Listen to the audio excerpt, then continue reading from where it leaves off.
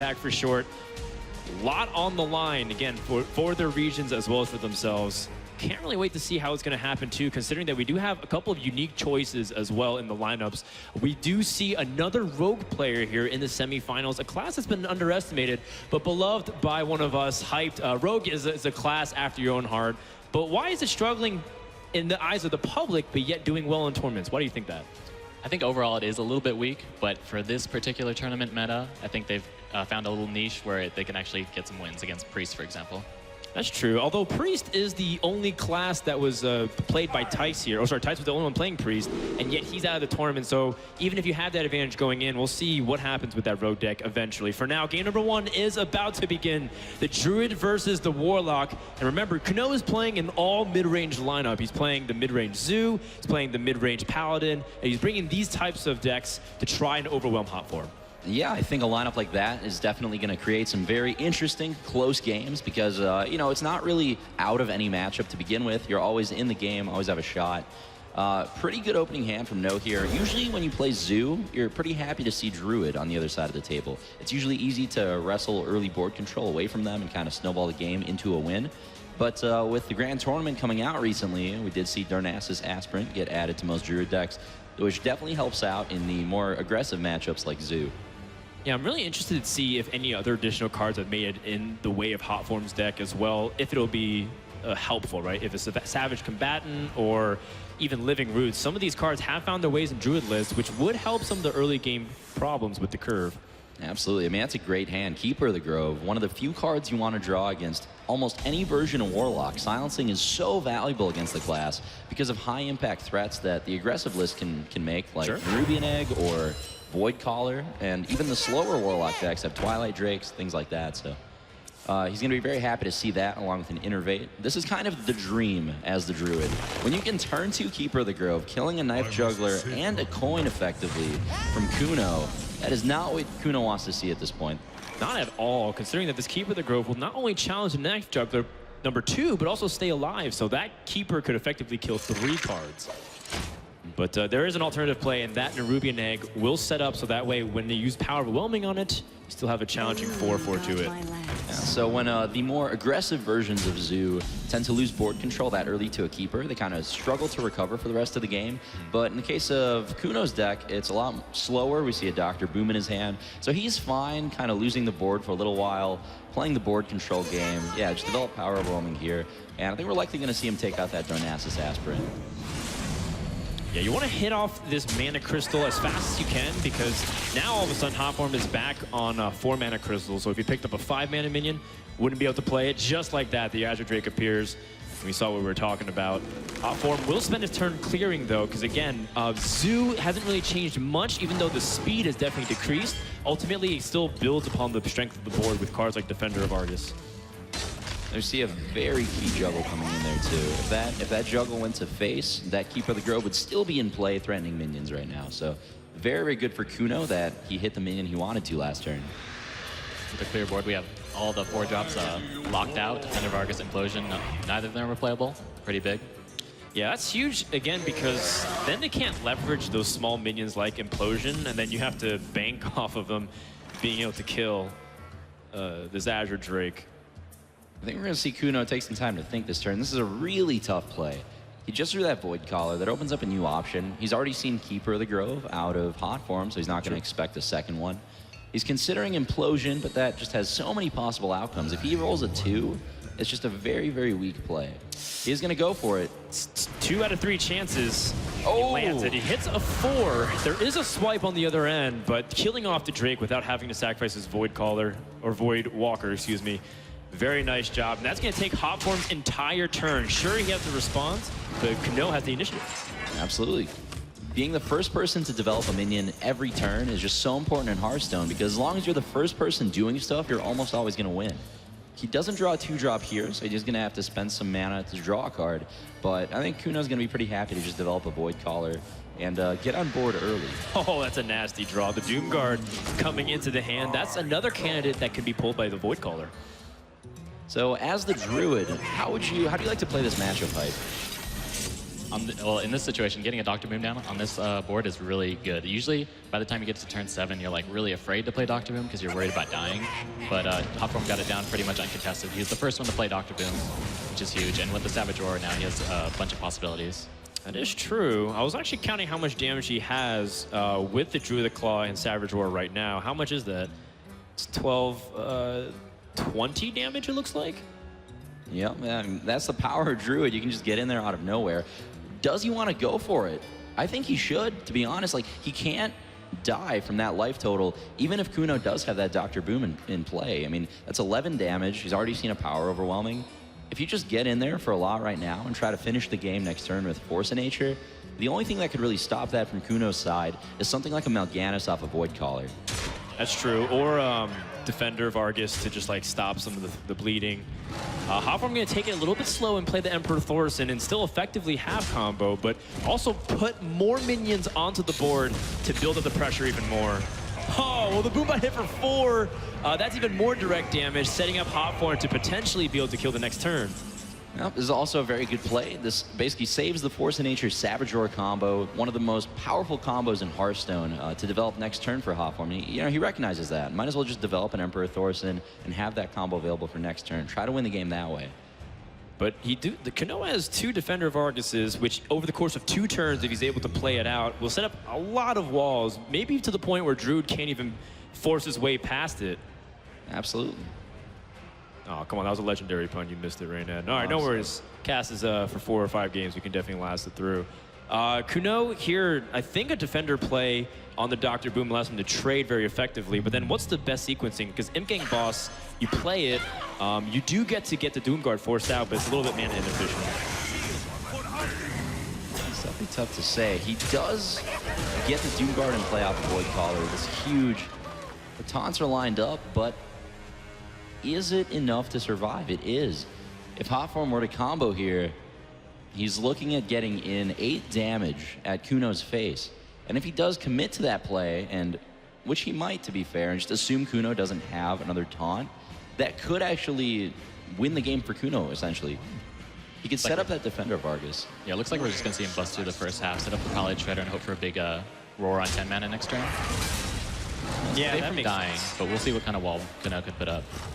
Well, he's got a decent-sized wall. Plus, I don't mind putting my faith in Shredders sometimes to get a little lucky. If you can taunt out the Pilot Shredder with Defender of Argus, maybe another taunt comes out. Yeah, we usually don't see Shredder in Zoo. This is a lot of 4 drops. He has Implosion, 2 Defender of Arguses, Void Callers, and Shredders. Yeah, that's a really interesting call here. Why do you think he has like Pilot Shredder in the Zoo deck hyped? I will leave that up to the Zoo inventor right now. Oh, the Zoo inventor! Well, what do you think? Well, Shredder's pretty good, Dan. That's my assessment. Good minion. When you have 4 mana, you want to get it down. That's about it. This is a card I tested a little bit, to be honest. It's not quite as strong as Void Caller. It doesn't get you those free wins sometimes, but it's just such a powerful minion. And, you know, back in the days when Zoo played things like Harvest Golem, you really wanted as many of those as you could get. Well, this is the second Defender of Argus, and by our count, that's not enough to kill your opponent just yet, but what he can do is effectively set him down to 2 HP. Oh, that's a painful minion to come out of the Pilot Shredder, effectively giving it Divine Shield. Succubus, very powerful, but Mal'Ganis draw or bust, right? Yeah, well, the thing is, Hotform doesn't have any more burst damage in his hand. He needs to draw something like another Keeper, a swipe, just some way to end it. That's right. By effectively going all face, he set up a race to see who can kill each other the fastest, and he is going to really hope for the next draw to end this game. A taunt would help. Oh! Big Game Hunter is not it, and there is 4, 6, 7, 9, 12 damage on board, which is just enough to kill Druid, even though hero powers. Hotform was so far ahead. He could have threatened lethal in so many different ways. And that double Defender of Argus. Yeah, that double Defender of Argus back-to-back locked Hotform out of the game. Just pulls him from the brink of death. What a card. And it was exact, too, because you don't know if one of those cases where even if Hotform didn't die the following turn. There was no board space, so you could see that Kuno, even if he was trying to draw for lethal, he might not have the opportunity to play it, giving him another turn to draw into lethal. Every single point of damage that game mattered down to the T. I mean, I think we're going to see a lot of close games like that. With an all mid-range lineup, it's going to be a lot of back and forth, a lot of, like the play will really matter. And I feel like most games involving mid-range decks aren't usually a blowout one way or the other. What do you think of Kuno's lineup, by the way, Hype?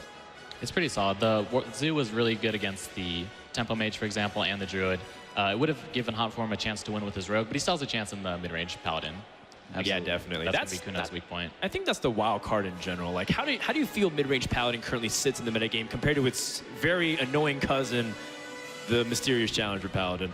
I have not played much. I know Reynad was a big fan of the Murloc Knight before it came out. Yeah. It's still definitely a card I like a lot. Yeah, I feel like mid-range Paladin is a deck that we constantly underestimate just because we see so little of it on ladder that we feel like Challenger might be stronger. But when it comes to tournament play, mid-range Paladin has done incredibly well. It was really popular with the players from South America earlier in the Americas Championship, and every time I've seen it on stage, essentially in the past couple months, it's done very, very well. Even in the Chinese region, a lot of the players that qualified out of China for the top 16 in the Hearthstone World Championship used mid-range Paladin or slower Paladin variants compared to the Secrets Paladin. You could chalk it up to unfamiliarity with the deck. For example, Secrets Paladin was still relatively new, and mid-range Paladin's been around for a while, but the fact still stands that a lot of the people in that region seem to like this deck. Absolutely. Hotform playing one of my favorite decks in Hearthstone right now, which is Tempo Mage. Yeah. Very satisfying deck to play. I love that play style. And he's got a pretty solid hand. Mad Scientist is exactly what you want to see in the opening hand. He has the Frostbolt and Stable Portal, also very powerful cards that are just very flexible. You can use them whenever they fit into your curve. Well, he does draw Mirror Entity and the Mad Scientist. That's something that he'd love that Mirror Entity to be something else. Mana Worm, preferably, is usually what you want to see early game. So this is kind of a subtle thing, but having that Zombie Chow is just so important for the Paladin in the opening hand. It's the only one-mana play that the Control Paladin deck can have. So when you do draw, you're effectively taking an extra turn. And it's just so important for Control Paladin or mid-range Paladin compared to any other class to have that card. Yeah, so much so that Hotform is using Frostbolt to eliminate that Zombie Chow. Is that something desperate enough, you think, Hype? It's pretty desperate. Not only did he use the Frostbolt, but Tempo Mage really values that coin for a huge Flamewaker plays. That's true. That Flamewaker, you just bypass 2 damage that you're able to benefit from, or hit a curve earlier. Like if you have Dr. Boom, be able to try to get ahead of your opponent's curve and play it before his, possibly. We're going to see the classic Mad Scientist versus Knife Juggler tension. That Aldor Peacekeeper draw actually pretty solid for Kuno here. If he doesn't get a muster for battle, he can just play that on curve, keep his Knife Juggler around, and even though that dies to Hotform's hero power, Hotform doesn't want to be spending the time and the mana to be killing that on turn 3. Yeah, that's right. Not only is it inefficient onto the board, but he floats a mana that way. And this will definitely put it uncomfortable for Hotform. Again, he wished he had a coin potentially for things like the Flamewaker, but now he's gonna have to wait for more spells and more mana crystals to use it. Yeah, so now Hotform is at a bit of a crossroads. He did get a Mirror Entity off of the Mad Scientist, so he can't spend this turn developing the one from hand. So he is gonna choose the hero power. Muster for battle, just 1 turn too late, but still a very good draw. We do know that is Mirror Entity, like you said, because it was unable to play, but I believe he only plays 2 Mirror Entities and nothing else. And Kuno should understand this about Hotform's deck, having full information. And if you know that there's no counter spell and it's only Mirror Entity, that allows you to play optimally from this point. Now Kuno decides I'm going to give Hotform the Shredder, and Mad Scientist showing why it's one of the most powerful 2-drops in the game here. That's awkward. The Mana Wraith. Well, I mean, I guess he still has the opportunity to evaluate some of the plays. On Steel Portal first. Ooh, no Azure Drake just yet. Huh. Oh, sorry, that's a Screwjank Clunker. It looked like a Black VMAX? Technician. I don't think so. There's Shredder, and I think that's about it. But I don't know if Hotform is playing Shredder. Oh, and the Boombots. Yes, The Boom Bots. I saved it. Yeah, I guess so. Playing the Screwclank Junker for tempo. It looks like a Quartermaster without his Silverhand or Koosh. Just feels like something's missing. Pretty clean answer to the 2-5, and he gets to leave the Mana Wraith on board for Hotform's turn. Just continue to be annoying. It's true, but you can always just trade the 2/2 into the Shredder itself and then use Flamewaker to go crazy. But he doesn't have any 2-mana spells or lower. Imagine if you had the coin, you could do coin mirror entity, for example, get the 4 pings. Yeah, that would be nuts. But yeah, Flamewaker, this is exactly probably the most important card in Hotform's deck, I would say, against almost any version of Paladin. One thing that Paladin decks can consistently do is develop a lot of soldiers, or just 1/1s in general, through things like Haunted Creeper, and it's very tough to clear those out with things like your Hero Power and Frostbolts. You really need to draw Flamewaker at some point, and usually 2 of them, to snowball the game against Paladin as the Tempo Mage. Yeah, in fact, it's pretty much your key to survival because unless you're running Flame Strike, you're just going to lose the board, and you need to use the board and leverage whatever minions you have, so that way cards like Fireball and Antonice can become lethal damage as opposed to cleaning up opponents' minions. Hotform choosing to leave the high power minion alive on Kuno's side of the table because he wants there to be as many targets as possible for his Flamewaker triggers, for his Hero Power. He is going to take a bit of extra damage for this choice, but he doesn't have to deal with the 2-drop that's coming out of Pilot Shredder. Not yet, at least. Lothep will lock out some of these spells. Now Shredder gets to get some value before getting pinged off. That's huge. There's nothing more satisfying than trading off a 4-1 Shredder. Yeah. Pretty effectively, too. Although Hotform does pick up Water Elemental, that's something pretty powerful to do, too, this turn. And Kuno will just respond by playing what many consider to be the strongest legendary in the game.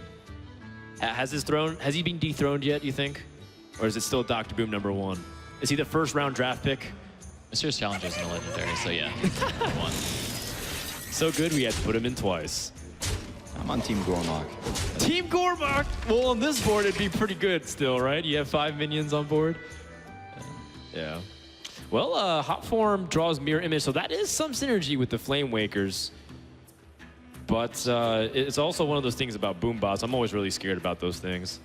Yeah, Paladin is actually... well, if Hotform here can clear the Boombots without losing his taunts, it's actually very inefficient for Kuno to punch through those. So if he could develop 2 Flamewakers, a Mirror Image, and then have them kind of survive, soak up about 9 damage from Kuno's side, Yeah.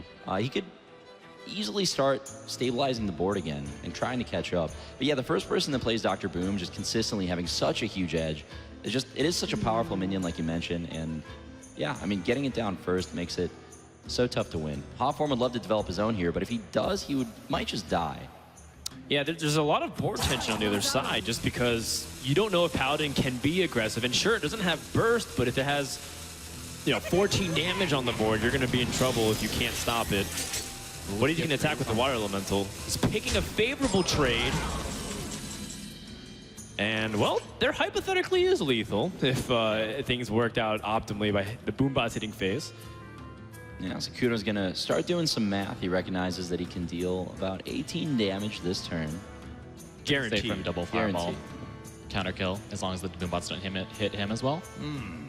Yeah, that is that possibility, too. How much do I play board versus going aggressive? Because my opponent might also have a very strong lethal possibility as well. This is something that you have to consider because Kuno's like, well, you played Dr. Boom very aggressively. Maybe you have a way to kill me.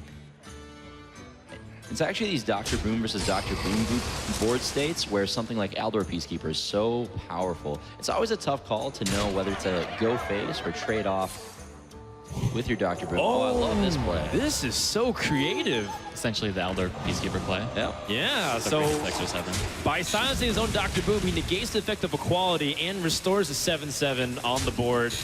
And he's getting the face damage. Yeah, Kuno showing why he is in the semifinals of the Hearthstone World Championships here. And yeah, she's going to take a turn to develop a Shredder. Has huge initiative on the board now. And things are not looking good for Hotform. No, sir, because even the Fireball, oh, he's gotten some fireworks. Boy, yeah, we're going to see some fireworks. Here we go. 4th of July came early for all of you American fans. We're going to see a lot of explosions in just a second. And, of course, he can also snipe this Pilot Shredder to reduce the power on board. What? Is he going to actually kill this Boom? Wow. It could happen. No way! And that means that Kuno can't get through both mirror entities and start attacking the face this turn. And both these Flamewakers will survive. That is brutal. So Kuno at this point, he has to make a decision. If he plays True Silver and Muster, he's going to lose one of his weapons without getting full value out of it. He's thinking, okay, should I play Muster for battle and just hold off on the True Silver? Maybe attack with my Light's Justice, set one of those taunts to 1 health, and try to finish it with a token next turn? Or do you just develop True Silver now, knock out a taunt, and be more aggressive with it?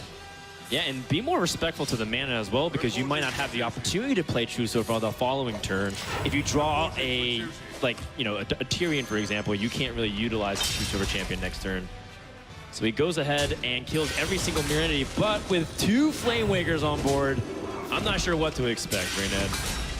What would you Fireball here? Maybe you Hero Power the Shredder. Oh, jeez. Maybe you don't even have to, but Fireball face. We'll see. That's Fireball the nice. face. And with a, well, Zap-O-Matic most likely won't survive. Wow, that is conservative. You get the option of killing Zap-O-Matic there, the Flame Waker, and setting it to 1 health, but he's being really protective of them, doesn't want to get blown out by something like Consecrate. That's right, so Hotform begins the victory march for the Americas. Just a couple more turns.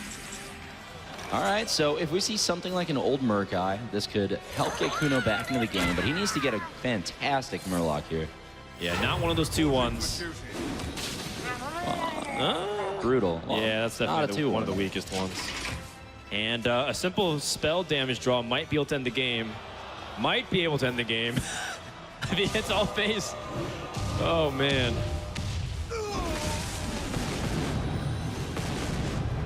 Well, it's still really powerful, and you can kill off this Murloc Knight. You know, to Hotform, there's really no rush.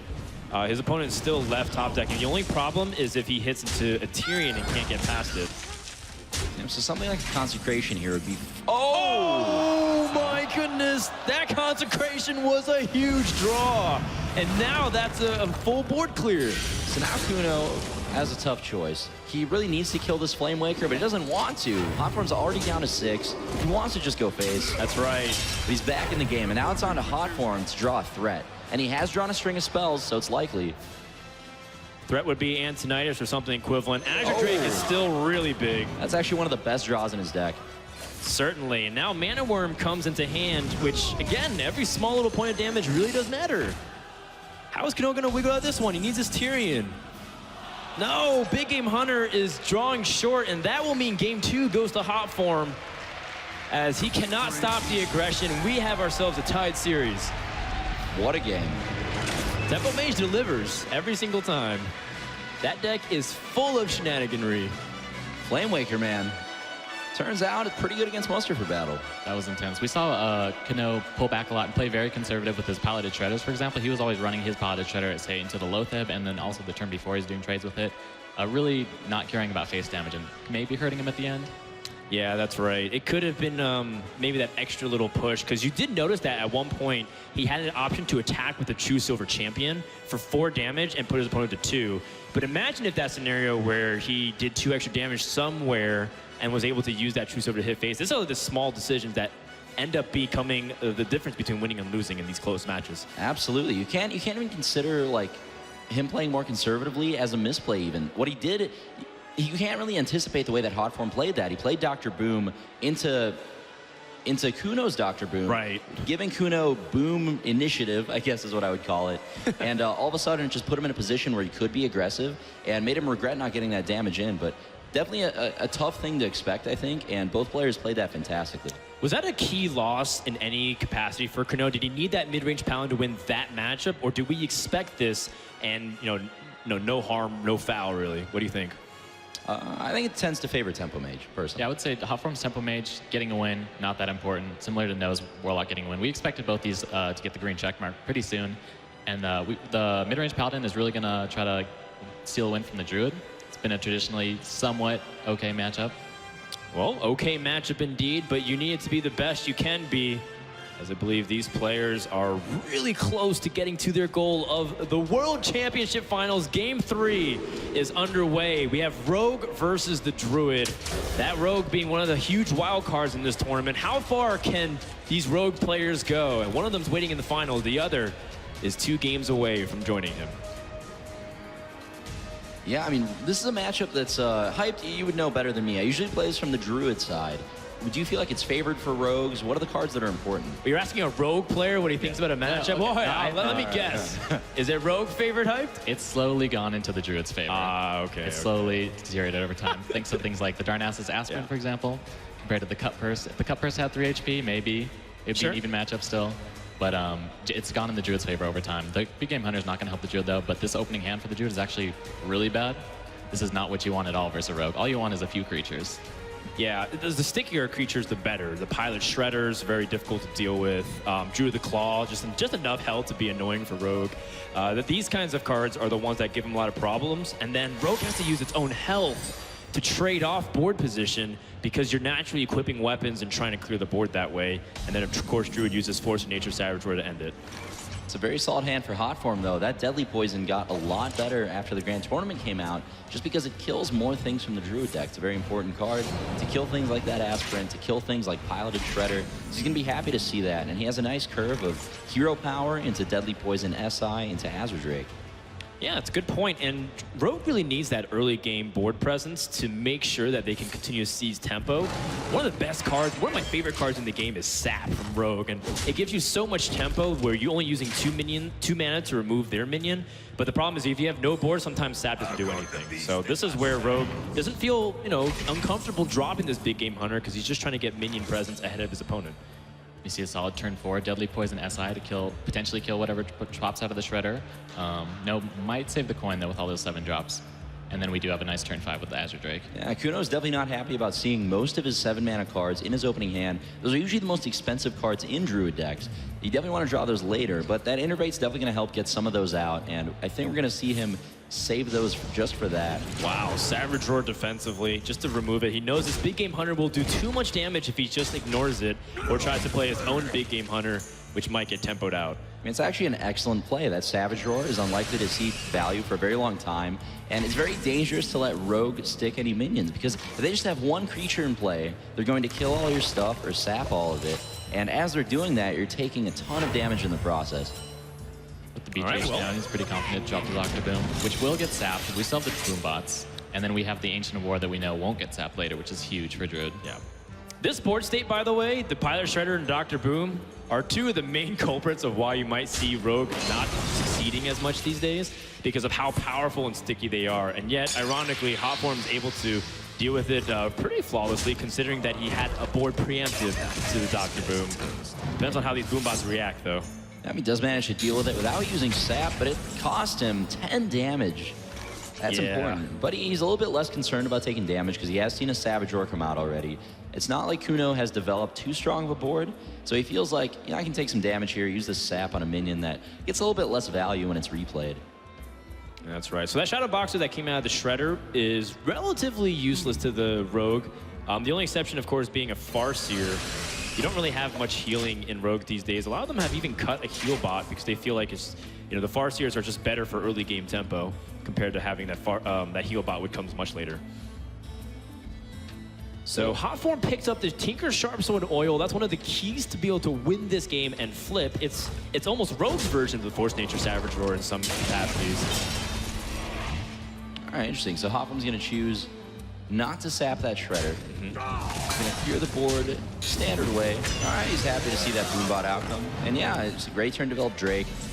Rogue is definitely a deck that's capable of flipping that switch and going in the offensive very quickly. Right. So if Kuno can just... Essentially, if Hotform can keep this initiative for 1 or 2 more turns, that 27-point life total from Kuno won't be nearly as impressive.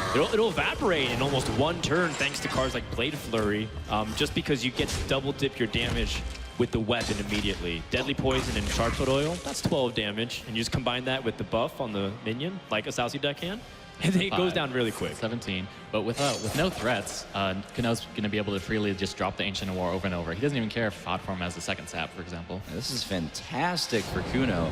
This is exactly what he needed. Hotform did have one of the issues with the Rogue deck that you see once in a while, which is you just draw a hand of all spells, and it's tough to develop a threat. So he has to play this Southsea, not the most impressive minion, but that oil's definitely going to buff it up, put a lot of pressure onto Kuno, and that's not a minion that he wants to hero power. Not at all. You want to take that additional damage. And usually swipe is one of your best answers to cards like Violet Teacher, which you know Hotform is running too. But in this case, I think your best chance is to push with as much damage as possible. Rogue's traded so much of his life. He's at 9 HP. Absolutely. That Ancient of Lore is very threatening. Being able to draw Kuno into a lot of cards that just end the game, like Force of Nature, the combo if he draws a second Savage Roar as well.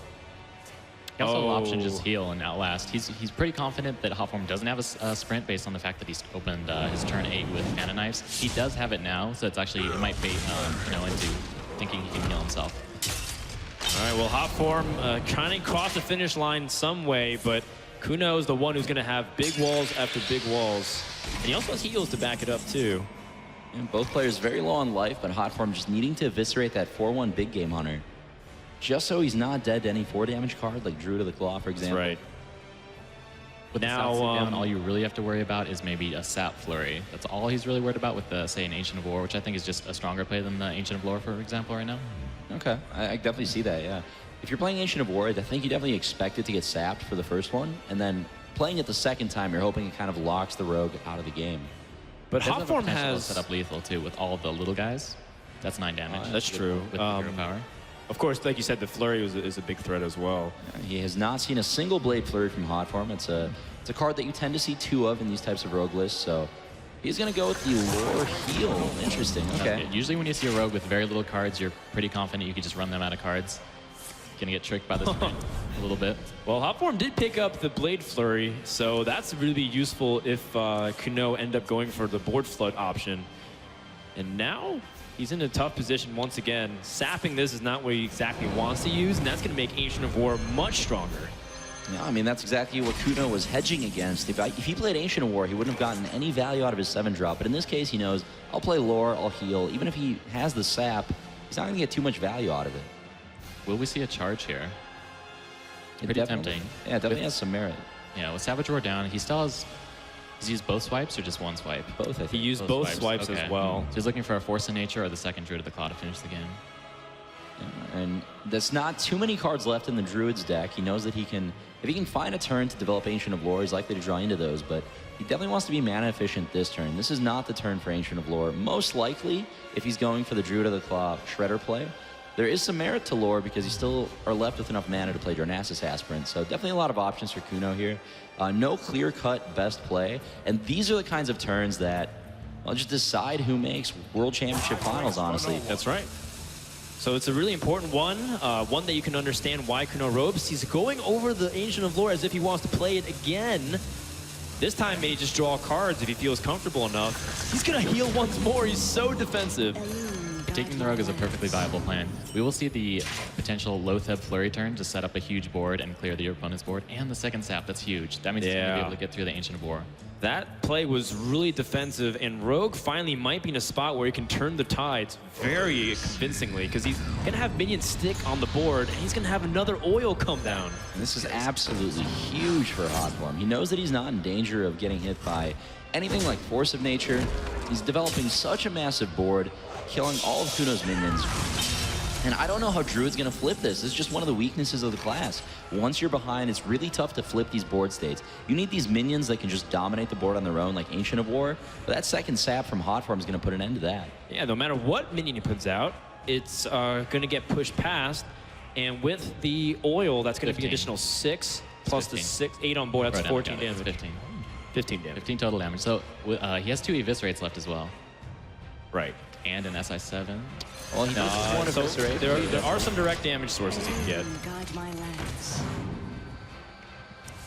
Okay, well, what does Hotform have here?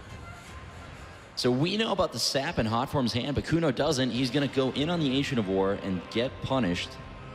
That is a card that you can't... Playing around the second copy of something is usually a tough call to make. Unless you're very far ahead, it's usually not right to. So this is definitely a correct play from Kuno, I think. This is an aggressive play. Let's develop Ancient of War, try to win the game with it. It's a great board for it if Hotform doesn't have the sap. Well, even if he does sap, though, it is the second sap, which would make the Ancient of Lore stick much heavier. And that Blade Flurry allows him to get some additional damage in after this turn. So this could be the beginning of the end of Game 3. But Is there a draw for Kuno to win the game right now? I don't believe so. No, there's nothing that could deal quite enough damage here. Sylvanas is too slow. I think we're going to see a hero power on that SI7 agent. And this backstab oil flurry turn from Hotform Gonna end should the game. end it. Yeah, that's right. It should be enough damage because then the backstab will activate the Sharp Sword Oil, giving him enough to be able to clear it. Yeah, Rogue. Rogue things, man. It's really powerful. I guess, is it dependent on where the oil lands at all, or I think it's fine either way? It's fine. You get the spell power. It's gonna fire it down. That's right. The spell power allows it to clear it anyways. And that's going to be another win for the Rogue of all classes to surprise people in the World Championships. This one's been the most shocking in my opinion. Yeah, performs reasonably well against Druid. Definitely a winnable matchup, especially against slow cards like Ancient of War. They just don't perform that well against things like Druid, really. Or like Rogue, excuse me. So, Hype, do you think it's Rogue favored at all, by any chance, after watching that? Yeah, if there's no wild growth involved, then it's a fair match. That's right. That's such a good point. In fact, if one of those early game cards was Wild Growth, then hitting those 7 drops with the Innervate and the Coin would have been much easier to hit, and the pressure would have been 1 turn sooner, meaning he could have gotten those damage points in, would have been a different game, for sure. Absolutely. Using that Savage Roar early also made him not really have the option to draw into Force of Nature, so it made him play Ancient of Lore to heal instead of draw, which definitely a reasonable line of play, but maybe he regrets using that Savage Roar on turn 3 a little bit too. That's right. Well, here we go into the final couple of games here. We were talking about Hotform's Druid being targeted potentially as Kuno's key to victory, but I'm not sure how viable that is, considering Druid is still a class that can defeat almost anything, and Hotform even has cards like Harrison Jones in his Druid deck, which can be very effective against Paladin. That's a very good point. I mean, it gives the deck a way to answer a Tyrion without a Keeper of the Grove. Normally, Tyrion is one of the most powerful cards in the Paladin versus Druid matchup, for example. Even if you silence it and don't have to worry about the weapon, that 6/6 minion is just so many stats for a deck without removal to deal with. But if you do have the Harrison, you can set up the just the best answer to Ashbringer that there is, really. Yeah, that's right. Although, I think another thing to consider is that it does make the Druid Mirror better for Kuno, because Harrison Jones, that's not going to land on anything, right, Hyped, in the Druid Mirror? Not at all. Also, the Kuno has the Ancient of Wars. Do we know if Hotform plays those as well? It's a huge advantage in the mirror. That's a good point. You know, we've seen so many Druid decks. In fact, 12 out of 16 players here at BlizzCon out of the 16 finalists brought Druid, the most popular class by a landslide, in contrast with Rogue, which was brought only twice by Ostkaka, one of the finalists in Hotform. So it's a very interesting thing to see the differences between Druid decks, like who chooses to go for more of that weapon hate or more of that aggro hate.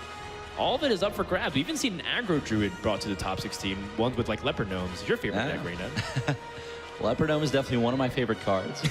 I believe you used it to climb to rank 2 the other day. Yep, in fun and interactive fashion. It's a good time. Yeah, good times. That's definitely something that is continuing to evolve as well. I anticipate it with the League of Explorers. That's pretty hype. Did you get to see the announcement at all about that? I did not get to see too much of it. I just saw the cool card, the Discover card on turn 2. That seems really cool. I like the options of you get to pick 3 cards. It's like tracking for everybody. Are you a fan of any specific Rogue or Mage cards? I have not gotten to look at the Rogue or Mage cards yet. Okay. For those of you who don't know, Hyped is a dedicated Mage and Rogue player. Almost to a fault sometimes. People say that maybe you love this class a little too much. Is that true? Is there any truth to that rumor, Hype? Probably comes a little bit from my WoW days, where you do just play one class and that's like your identity. I really enjoy just playing the one class rather than swapping around. Not as the case in Hearthstone. You have to be good with a lot of decks. Druid versus Paladin is game 4. Hotform is 1 step away from going to the finals versus Ostkaka and setting up an all-Western finals. Can Kuno, the last standing member from the Asian region, put a stop to that? With that kind of curve, though, he's gonna need to go fishing. Oh yeah, Kuno's gonna want to see something like Zombie Chow here, maybe a Knife Juggler, a Mini Bot. He needs to draw more early game so that his hand just has more options. He can't be hero powering on turn 2, doing nothing on turn 1 against Druid. The deck is just too fast, and it'll punish slow draws like that. It's one of those things that you were mentioning as well. You know, Tyrion is a great card, and it is pretty effective, but will even be relevant by that time it even comes down as soon as you can. That said, Paladin is one of the best at curving out really like in a really strong fashion. You have the shielded mini bot, you have the muster for battle. Even if you can combine that with Quartermaster, those things are really hard for Druid to recover from. So there's always that possibility of drawing the right thing at the right time. Absolutely. I mean, if you do draw those cards at the right time, like that, that's such a huge pickup. But yeah, as you were saying, when you do draw these things, Paladin is the class that has the most powerful curve every turn. In theory, is Paladin Shredder a good creature for turn 4? Dan? Probably the best, right? Probably the best? Probably the best. That's a good curve then, you were right. Yeah. It is good, and he's just missing something on turn 5 to be able to completely overwhelm Druid with even cards like Sylvanas Windrunner, which is really problematic for Druid to do with. For the same reasons you mentioned, even if you silence wow. it, you're in a good spot. The 2, 3, 4, 5, 6 coming out from Kuno. What a draw. Most likely, over the next 4 turns, he can draw something to do on turn 7. This is one of the strongest starts you can have in the entire game. I'm seeing a Dr. Boom in Kuno's future. I feel it. Somewhere between the next 3 draws, you say? Yeah. All right. Well, Hotform does have an answer to Muster. It is one of the most frustrating early game cards to deal with, but Swipe conveniently deals with it perfectly for maybe the next turn if he wants to develop a minion this turn. Yep, Hotform is debating, should I just play Shaden Axramis this turn? He knows that Kuno isn't threatening a Quartermaster on turn 4. He knows that if I swipe next turn, I don't have to commit my coin to it. But if he were to swipe now, he can follow up with a Piloted Shredder as well. So both plays definitely having merit, and he's just weighing his options at this point. Yeah, there is merit to, again, what you're saying. Do I save the coin and take this damage willingly from Paladin? Versus if I'm going to swipe anyways, I just want to minimize that damage. Not to mention that Paladin does have a way to answer this Shade of Naxxramas. I mean, sometimes if they have no other play, they just consecrate and kill it off. So on ladder heights, how often do you play against mid-range Paladin? Are you familiar with it from the Druid side, at least? Never, no, almost never. But I was interested. Hotform is a much more experienced Druid player than I, and I was interested in seeing him keep the swipe without any form of mana ramp. To get one of the scenario, but he did not get any sort of Wild Growth or Dynasis from his other 3 cards, so he might get punished for that. True that. I definitely like his choice of keeping the swipe. There are definitely hands, like the one Kuno had here, that can kind of run you over. And compared to something like a Mysterious Challenger Paladin, the Control Paladin's soldiers are actually much more threatening because this deck tends to play Quartermaster, whereas other versions of Paladin don't. So that makes you want to keep cards like Swipe a little bit more. And Kuno even opting to play Harrison Jones because this is the best that he'll ever be on turn 5. You know Druid probably won't have an opportunity to play that weapon. And so he's just going for as much board presence as possible. Yeah, he's already seen a swipe come down, so as good as that would be against his board, he's not going to expect the second one. And yeah, Hotform doesn't have it. Harrison Jones going to get to send something to the museum, probably this Piloted Shredder. I have no time. Do you think there's a world where he just goes really aggressive? I mean, he put him down to 9 HP. Yeah, That's a really dangerous critical amount of health, especially because there's also a Sylvanas. Oh, well, that's not really a target that you care about being stolen. Now that is the one owl. He runs the one owl. That's true. Oh yeah, the owl might be a way for him to activate it. But other than that, Ancient Watcher, it's a lot of stats, but you can't activate it easily. Oh, Dan, who won the bet? Well, it's about time you won something, Raynette. Oh. Well, a Dr. Boom here is probably the best case in this. Please don't fire me. I swear I can change. It's okay. He's got one of the best answers in Swipe and Dr. Boom. Or just BGH2. Sorry, not Swipe and Dr. Boom. Swipe and Big Game Hunter. That's usually one of the best things that you can do to answer the Boom bots. But he's taking his time. Absolutely. Think about Tyrion too, though. Even though it's a card with Taunt and Divine Shield, it looks very defensive. It's actually just a very aggressive minion in a defensive deck.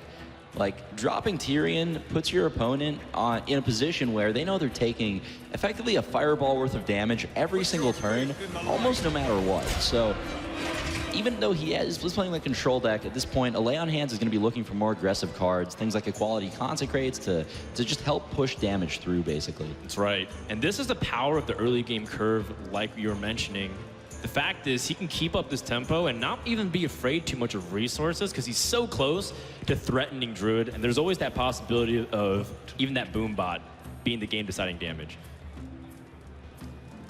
Absolutely. So, as the As the Druid here, Hotform's deciding, trying to figure out really, how do I deal with this Tyrion? He doesn't have a Keeper of the Grove, but even if he did, I mean, that Tyrion is just, the stats alone are a huge problem.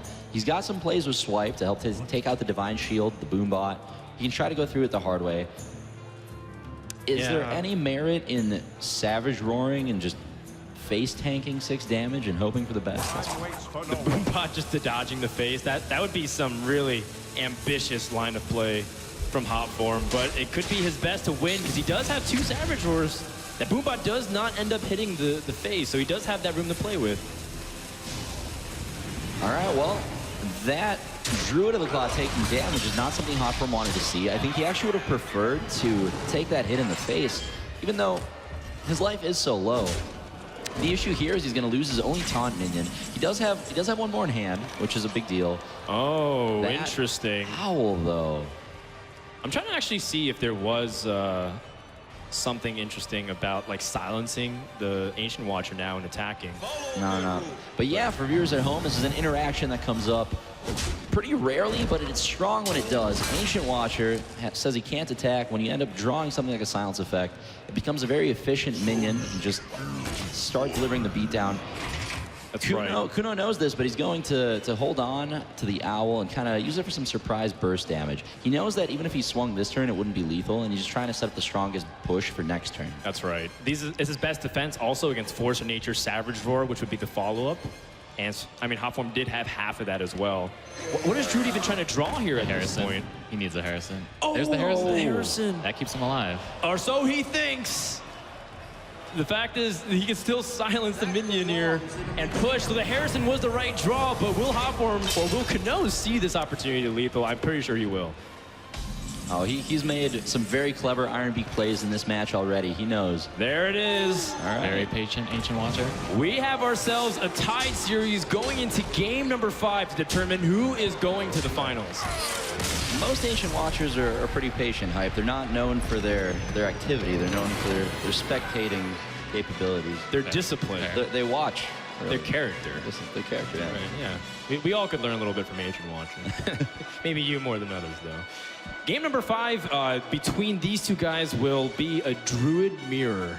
This is always one of those matchups where you're very scared to enter in if you feel like you're a little bit unlucky, because you definitely want to be able to get that early game ramp. However, some of those deck differences, like that Harrison Jones, even though it did make a small impact but not meaningful one for Hotform's game, that might be the key that can ultimately help No get the advantage with the Ancient of Wars, etc., like you were mentioning, Hyped. And now the players bring it to game 5. Both of them very tense, I'm sure. It's a very important match. The winner of this advances into the finals of the Hearthstone World Championship. And this is a match, win or lose, they're both going to remember this for a very long time. That's right. It's the farthest that any of them have ever gotten. And this is the biggest stage. There's thousands of people here watching. A big shout out to the crowd. You guys have been awesome so far. Hope you guys are enjoying these wonderful set of games. Game number 5 determined who goes on to face Ostkaka. And that semifinal was also ridiculous. It was so close between Tice and Ostkaka. I wouldn't want it any other way. Both semifinals going the distance. Absolutely. All right, so key cards in this matchup are going to be the ramp spells. Kuno has 3 of those right off the bat. Ancient of War, though, Hyped, you're mentioning that's important in the Druid matchup. Can you tell us why? It is, if Hotform can get there. It's a lot of value. You don't really want to crush your units into it. You can silence it with Keeper, but that usually only protects you for so long because it's still a great minion. It still trades, and like putting a 2/4 on the board isn't that strong of a turn either. Yeah, generally you want to just play the strongest minion possible and force your opponent to react to it.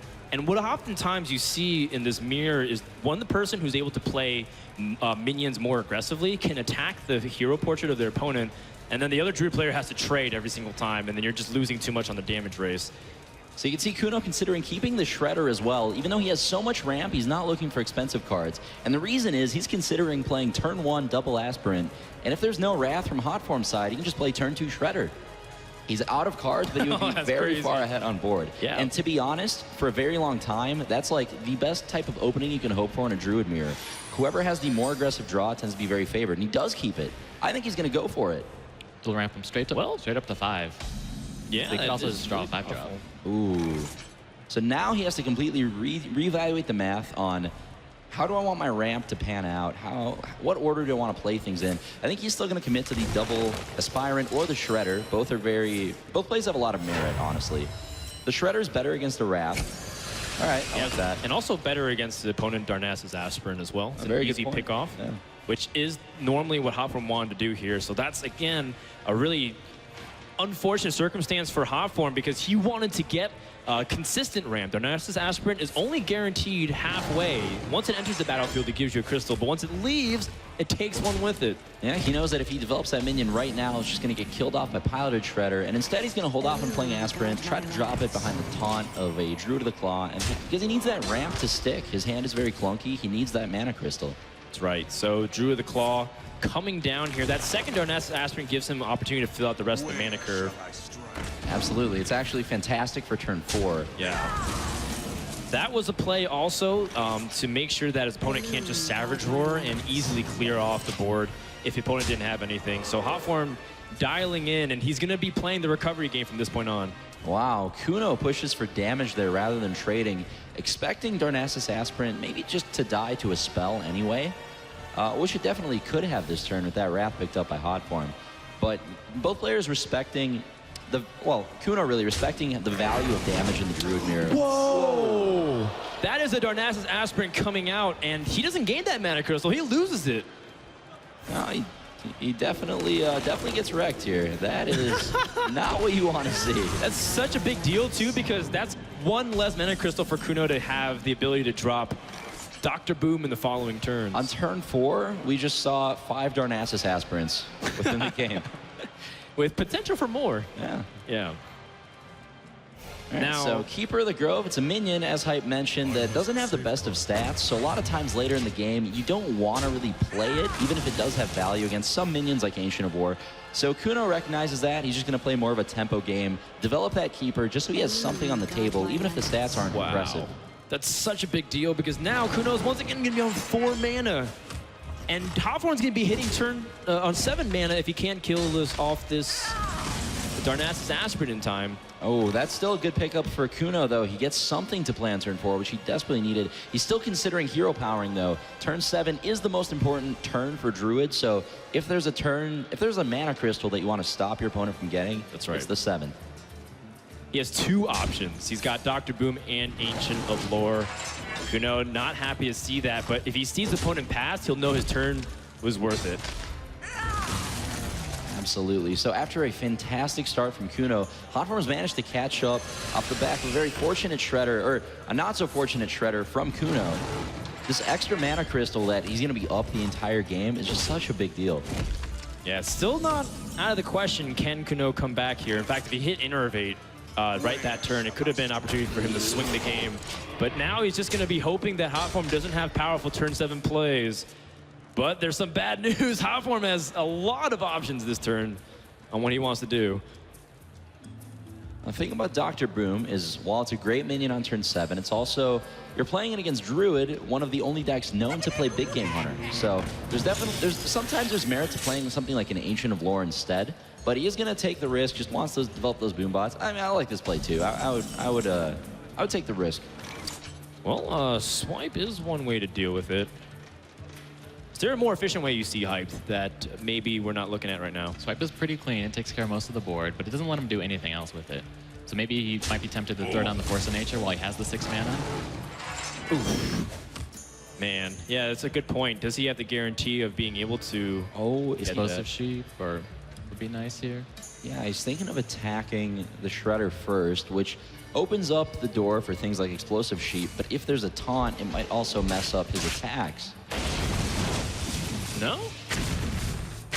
All right, that's pretty good Boombot outcomes, relatively speaking. Yeah, that's definitely what he wanted to see. Not too threatening of a minion. And neither player is going to run out of cards this game. They both have access to Ancient of Lore. Hotform has Azure Drake. So really, it's just going to be a tempo game. This is not an attrition war at all. It's all about who can get somebody down to 14 life first and have the Force of Nature Savage Roar combo to end the game. Well, Kuno's got Dr. Boom himself, finally. He eventually got to that 7 mana, but Hotform is ready with Big Game Hunter and even some more juice after that. So if he drops Dr. Boom, he's going to have to be hoping for some miraculous boom bots. That's exactly what Hotform wanted to see. Being able to deal with a 7-mana minion in the mirror for 3 is just so powerful. It's really about the mana and not the fact that Big Game Hunter is a 2-for-1. It's going to give Hotform initiative, a lot of stuff on the board. It's going to make it very tough for Kuno to recover from this position. All right, sniping off that Echoing Ooze. That Shredder did a lot of work being able to deal that damage and withstand it. Hotform could also end up developing another minion behind this, like the Pilot Shredder, so that way he has the most resilient board for Savage Roar to end the game. Yeah, you can see Kuno is not happy to see that Big Game Hunter. And Shredder, this is just the kind of position that Druid usually... Oh, wait. Oh my God. If he swipes face and plays Shade. Does he even have to swipe face? Maybe you can just swipe something to stay alive. Oh, he just ends up blinking. He says, I don't want to risk losing here. I know I could die to a single Savage Roar. So he ends up using a Force of Nature. And that is a very defensive move that ultimately you have to wonder, can he still win the game? Yeah, Kuno is very afraid of combo. He had the opportunity to... The icing on the cake for Hotform. He gets a healer, so that way he makes sure he can't take any more damage to get within combo range. That Ancient of Lore off the top 2 was equally backbreaking. And Kuno realizes he's back in the same position as he was before. This is a challenge that you guys were bringing up. Even if you are playing defensively, can you be able to recover from position if he just loads up more minions and threatens again? The thing about Druid and just the way the deck is built is it never really runs out of threats. When you play defensively, it's just going to put more stuff on the table next turn and end the game. And that's going to be it. Hotform has the swipe in Savage Roar, keeping the America's Dream alive. And he is going to the grand finals. Well played. Yeah, congratulations to Hotform. Very well played. What a journey for this Canadian player. He ends the run for Asia Pacific. Those games were so insane. Everything from the Tempo Mage versus mid-range Paladin game, the Druid games, those are quite some strong starts to overcome from Kuno. Absolutely, and a job well done. You can see the Hotform celebrating with some of his friends and peers, along with the fans who are cheering him on. Hotform is your second semifinalist going to the grand